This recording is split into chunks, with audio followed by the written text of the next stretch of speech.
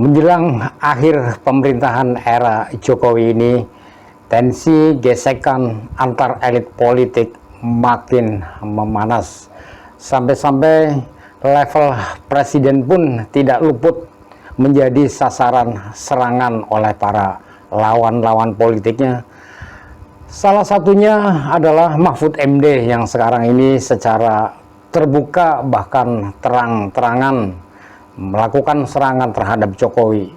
Lalu sebenarnya apakah ada orang yang ada di belakang Mahfud MD ini?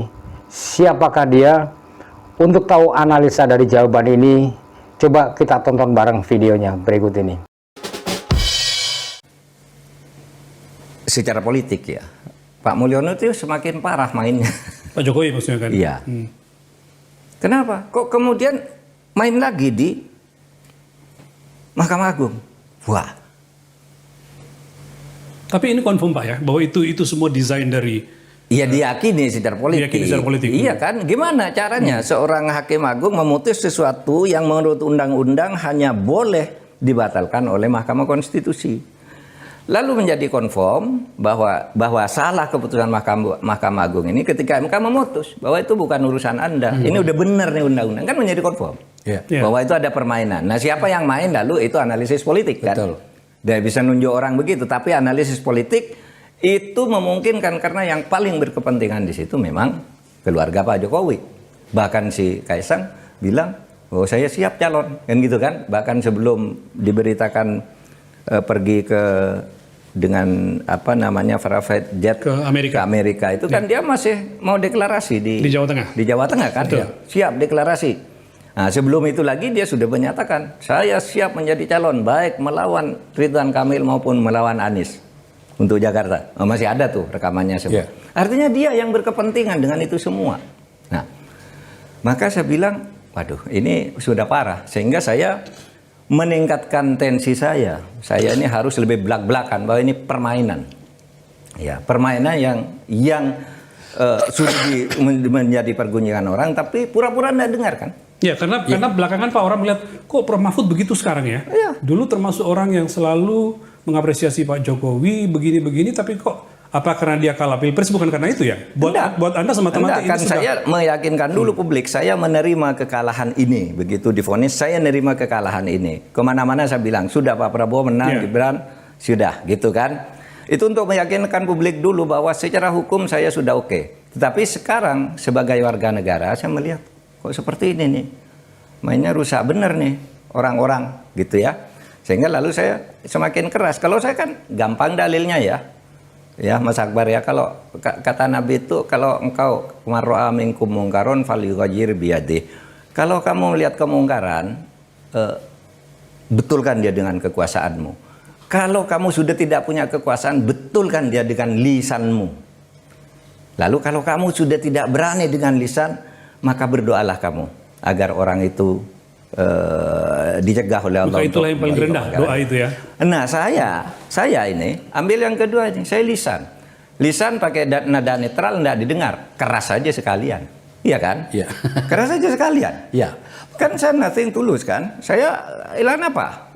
Saya lawan, ini untuk masyarakat, gitu. Saya sudah nyatakan saya sudah kalah, gitu. Kita terima itu, Prof. Maka kemudian mari kita bawa semua problematika ini di mana kita mengikutkan seluruh masa depan bangsa ini. Apa yang saya maksud? Kita sudah harus memulai sebuah karakter kekuasaan di mana ada langkah, ada tingkah, ada tanggung jawab. Ya. Kalau terus-menerus kita memberikan permakluman atas sebuah kesalahan yang tadi Pak Prof katakan sudah sangat jauh, maka saya tidak yakin kita akan kemana-mana.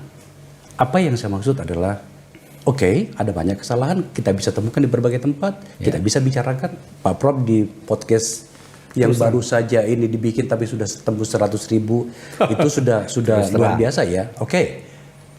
Tapi kan tidak mungkin ini hanya tanggung jawab satu orang, yang memang presiden. Yang saya maksud adalah seharusnya ada banyak orang yang kita mintai pertanggungjawaban.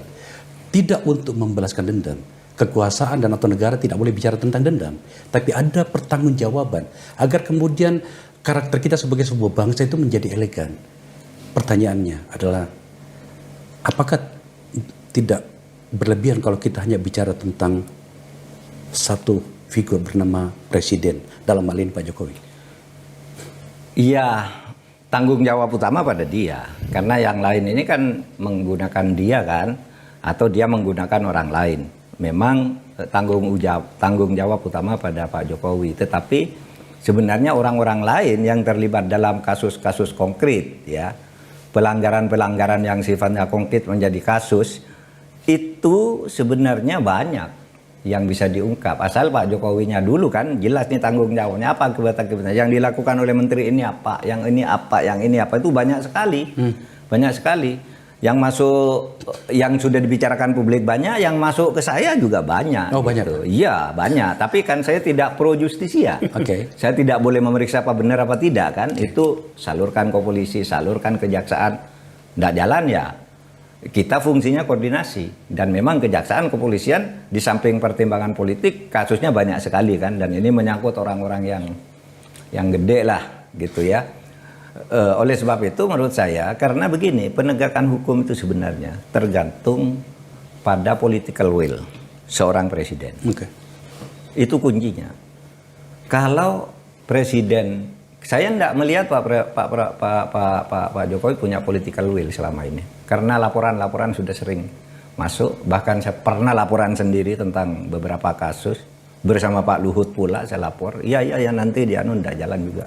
Ketika Pak Mahfud menjadi Menko Polhukam? Iya, saya pernah bersama Pak Luhut menghadap presiden. Ini Pak, ini. Iya, gitu aja. Tidak jalan juga. Nah, secara spesifik, Bung, tentang apa yang disampaikan oleh Pak Mahfud ya. Ya. Sebagai, bahkan Pak Jokowi pernah mengatakan ke Pak Mahfud pada saat beliau mundur sebagai Menko Polhukam, Ya. Februari 2024, Ya. pada saat Pilpres kemarin itu, bahkan Pak Jokowi memuji Pak Mahfud sebagai satu-satunya Menko Polhukam terlama selama beliau menjabat sebagai presiden. Ya. Terlama, ada 4 tahun, ya kan? Artinya itu pun kan Pak Mahfud mundur ya, Bukan diberhentikan. karena diberhentikan Ya. gitu loh. Tetapi saat ini tudingan-tudingan atau opini-opini dari seorang Mahfud MD, ya kan, itu seolah-olah memori yang baik tentang atasannya lu kok tiba-tiba entah taruh di mana ya. Nah, ini agenda apa yang sedang diusung oleh Pak Mahfud menurut seorang Fahri Hamzah? Saya Itu yang tadi saya bilang, seorang Fahri kan tentu punya banyak informasi yang lebih banyak daripada kami kan gitu di media. Saya terus terang mungkin begini ya. Mungkin kalau subjektif ya, saya menganggap bahwa mungkin Pak Mahfud banyak kurang memikirkan keputusan-keputusan politiknya yang membuat beliau berada dalam goncangan yang cukup berat lah gitu, sehingga membuat beliau mengambil sikap-sikap yang tidak wajar. Artinya ini residu dari Pilpres? Ya, dari Pilpres dan yang lain-lain. Kan sebenarnya kan ada masalah begini. 2019 itu Pak Jokowi kan ingin Pak Mahfud. Ya. Tapi kan Pak Mahfud nggak sadar bahwa yang menolak beliau bukan Pak Jokowi. Partai-partai. Nah, yang menolak itu, ya saya nggak sebut, tapi yang jelas bukan Pak Jokowi. Lalu kemudian beliau sudah pakai baju dan sebagainya, kecewa. Ya. Setelah itu, Pak Jokowi menang dengan tantangan dari banyak orang. Pak Mahfud diminta jadi Menko Polhukam. Betul. Menko Polhukam loh. Itu bukan jabatan main-main. Betul. Itu tadi saya bilang, RE1, RE2, RE3-nya istilah itu Menko Polhukam, kan begitu? Saya bilang ya, Menko itu dalam tradisi kita tuh tidak ada undang-undang. Betul. Karena dia orangnya presiden.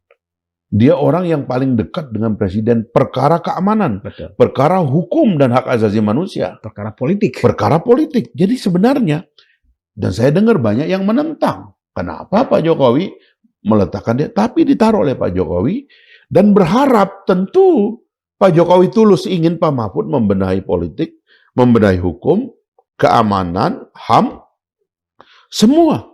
Dan dalam 4 tahun bekerja, tidak ada komplain tentang Pak Jokowi. Betul. Masa seorang guru besar, mantan ketua Mahkamah Konstitusi Republik Indonesia tidak tahu apa yang terjadi di depan mata dia. Lalu kemudian ketika setahun terakhir beliau punya keputusan politik lain, kok semuanya jadi berubah?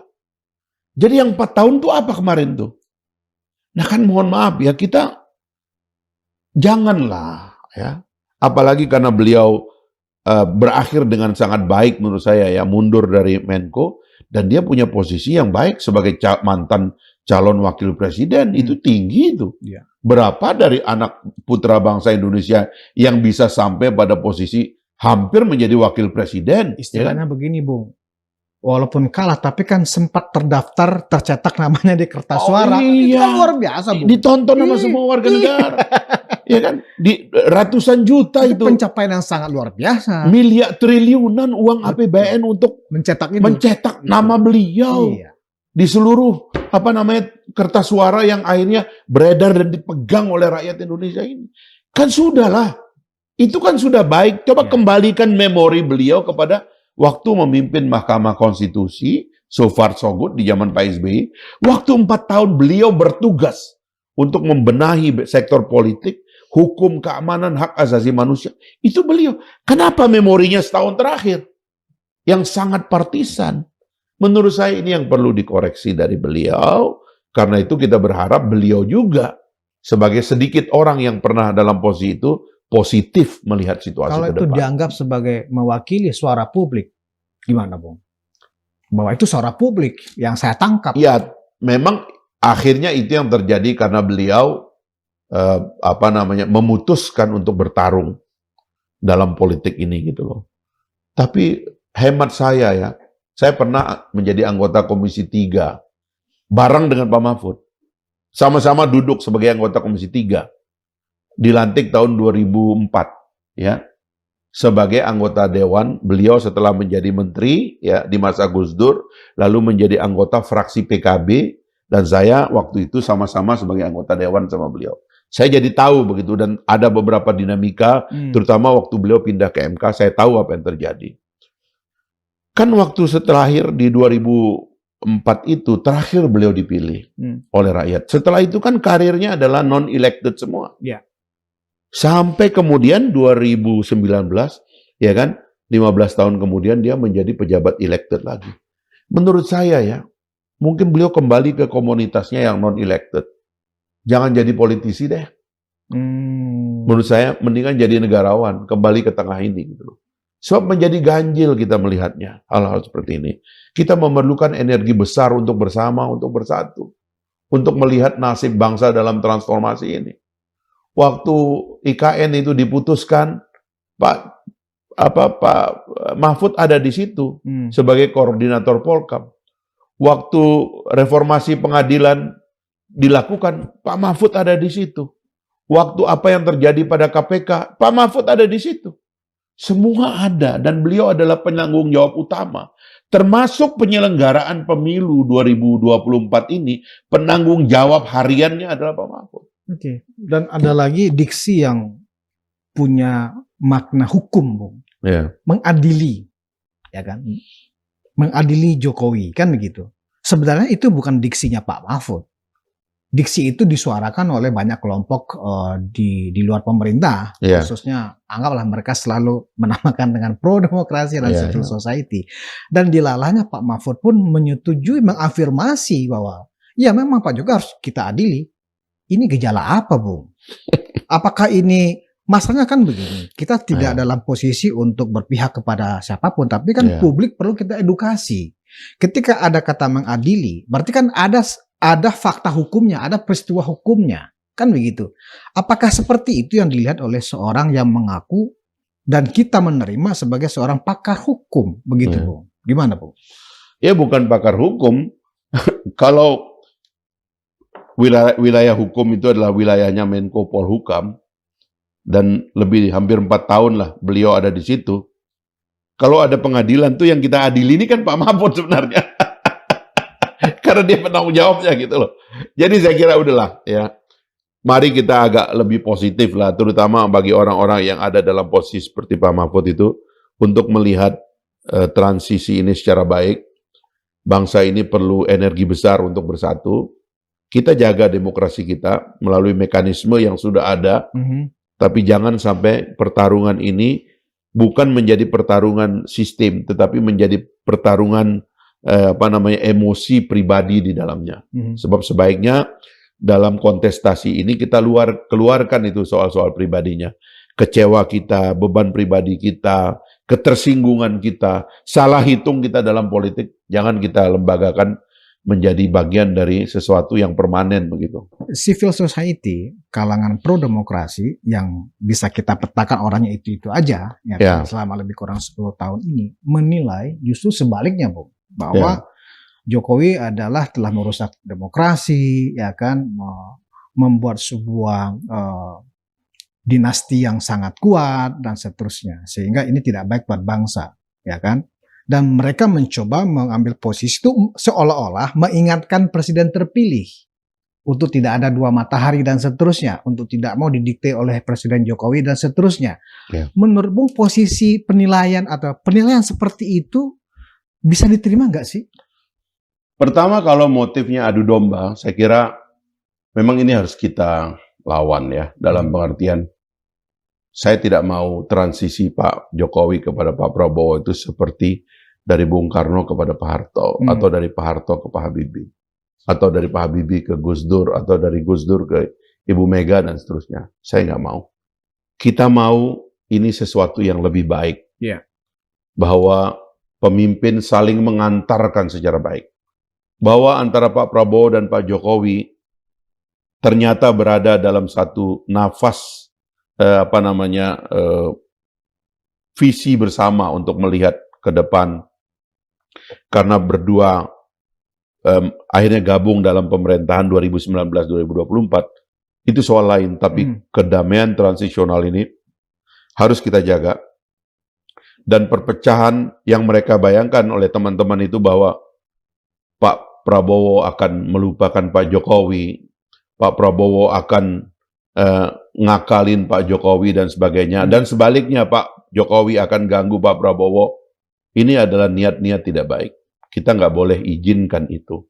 Kita harus melihat transisi yang lebih baik, dan antara pemimpin yang satu dengan pemimpin yang lain saling mengestafet perjalanan besar ini, perjalanan kita ke depan itu. Nah, itu yang kita inginkan, dan sebenarnya itu yang harus kita desain dalam sistem kita ke depan. Dan faktanya bahwa Pak Prabowo dan Pak Jokowi sampai hari ini masih solid. Bahkan mungkin Bung Budi nonton itu pidatonya Pak Prabowo di acara Gerindra yang mengatakan kalau ada yang menyakiti Bapak, kami semua yang mencubit, kami semua terluka. Itu adalah jaminan Pak Prabowo dan Partai Gerindra kepada Pak Jokowi. Tapi sebenarnya itu adalah jaminan yang harus kita berikan juga. Bangsa Amerika itu, Bung, apapun yang terjadi oleh pemimpinnya itu dijagain tuh. Seolah-olah pemimpin tuh nggak boleh salah. Karena dia pernah memimpin kita, nggak boleh dihina. Bangsa seperti Amerika loh. George Bush itu penjahat perang, dan oleh banyak negara dia nggak boleh datang. Tapi dalam tubuh bangsa Amerika dia dijaga. Untuk menjaga wibawa politik dan transisi bangsanya itu yang baik begitu. Kita juga begitu dong. Ini orang-orang kok tiba-tiba sudah, saya mohon maaf ya, termasuk Pak Mahfud yang Anda bilang tadi, kok kayak begitu ngomongnya. Kenapa kita nggak memikirkan sesuatu yang lebih agung daripada itu? Untuk pelajaran masa depan. Loh, Anda sendiri kan nggak ngambil pelajaran dari apa yang Anda alami sendiri gitu loh. Nah, jadi saya kira berlebihanlah teman-teman itu. Mari kita melihat ini sebagai transisi yang baik. Antara pemimpin ini gayung bersambut, antara pemimpin. Dalam demokrasi itu, Bung, nggak akan ada pemimpin yang jahat. Terlalu liberal negara demokrasi itu, apalagi sekarang ini ada handphone, ada kebebasan publik, nggak mungkin lah orang itu jahat. Tapi sekali lagi karena nggak melihat ini sebagai sebuah pekerjaan sistem. Misalnya kritik bahwa hilangnya demokrasi. Saya terus terang, Bung, ya, ini korban loh saya ini. Periode pertama Pak Jokowi, saya wakil ketua DPR yang mengawasi dunia pendidikan, termasuk pendidikan tinggi. Saya dilarang masuk kampus. Saya dipersekusi. Tapi kritik saya kepada sistem. Dan teman-teman ini mohon maaf, ini semua yang sekarang kritik ke Jokowi itu, tidak ada yang nyalahkan kampus, tidak ada yang nyalahkan guru besar, Tidak ada yang menyalahkan bahwa telah terjadi ekstremitas yang dibawa ke dalam kampus dikendalikan oleh politik. Harusnya mereka pada waktu itu hadir dan melakukan kritik yang sama. Nah, akhirnya sekarang semuanya mau disalahkan Pak Jokowi. Seolah-olah desain ini semua Pak Jokowi. Padahal semua bermain.